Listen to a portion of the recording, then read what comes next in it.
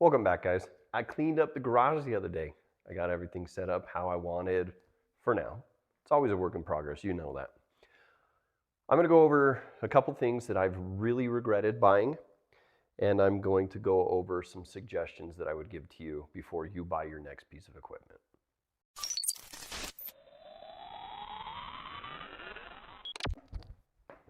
Let's go over wants versus needs. This is a regret. It is a shoulder raise and pec fly. If you have limited space or however you have your rack set up, this takes up a lot of room. You can do other exercises and not have that attachment. This was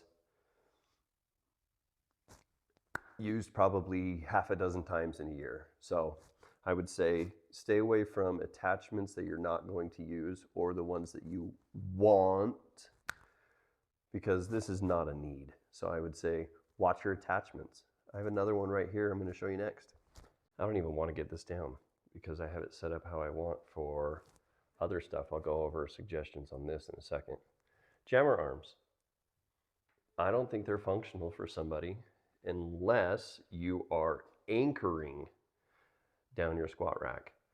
I have used these, and when I pull the weight out to the front bar right here, move it to the front, and when you pull out that weight, it takes leverage off that machine, and the whole thing, or not machine, squat rack, but that whole thing would fall forward and it would actually become unstable. So I would stay away from jammer arms unless you are going to use them for something besides like pec fly or something like that.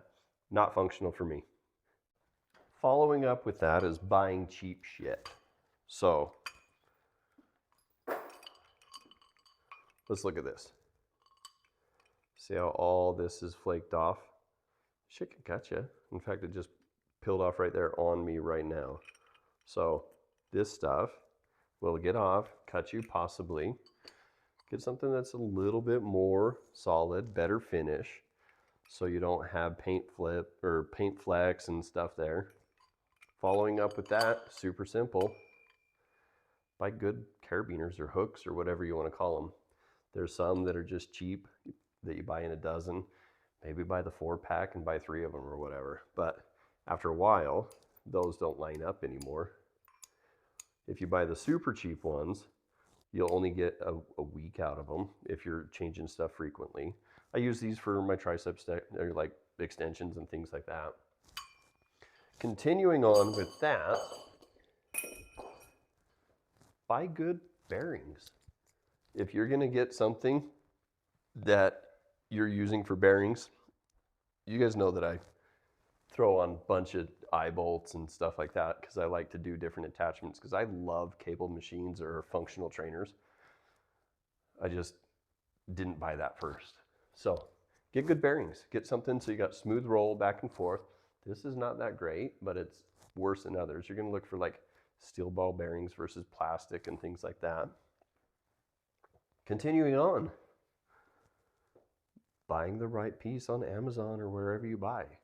This was so cheap that that screw wouldn't even fit in there. It strips, and they don't even stay in all the way. I can pull these out.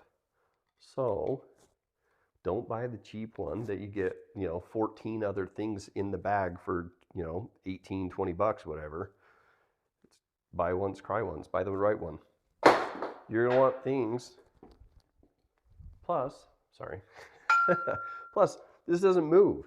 This is fixed. Sometimes you're gonna want fixed stuff, other times you're not. So, buy something that can help your wrists, help your elbows, that sort of thing.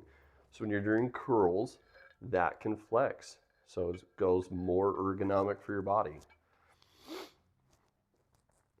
What else would I suggest? We already went over attachments. This thing's junk. That thing's junk, takes up too much space. Last thing that I would kind of say in this area is dumbbells. Dumbbells are a personal thing, and space is going to be included in that. I'm going to suggest not to get the adjustable. If you need to, it's your space, it's your jam. You're maybe a very organized lifter. I'm not. When I'm done with something, sometimes I curl, sometimes I'm doing something, I'll drop it. You can't drop those. So I would say one of the things that I have done right is just buying the right weights. You know, your 5s to whatever you want. Hard part about that is once you get up to those heavier weights, it's typically $1 to $1.20 a pound. If you're buying 75s, you're into it, 150 bucks minimum. So it is a catch-22. I do understand the space versus durability, so that's on you to decide. Okay, to wrap it up, I would say put some forethought into the pieces you buy. Think about them for a little while. Don't buy the cheapest one.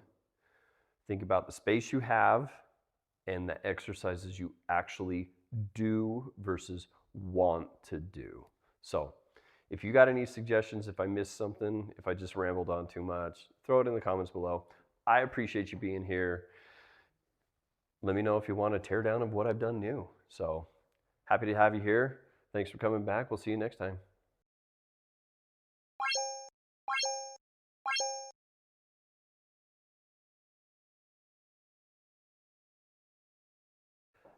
You're still here? I have one more for you. I would say before you buy a piece of equipment, a weight, a whatever, have a spot for it. See that right there? There it is in the picture, whatever. I didn't have a spot for it, so I just put a hook on a wall right there. Come on through, right there. I bought more weights than I had room for, so I should have bought a weight rack so I would have that ready for it versus jamming everything in one spot and then putting shit on a wall to accommodate. So before you buy something, have a spot for it.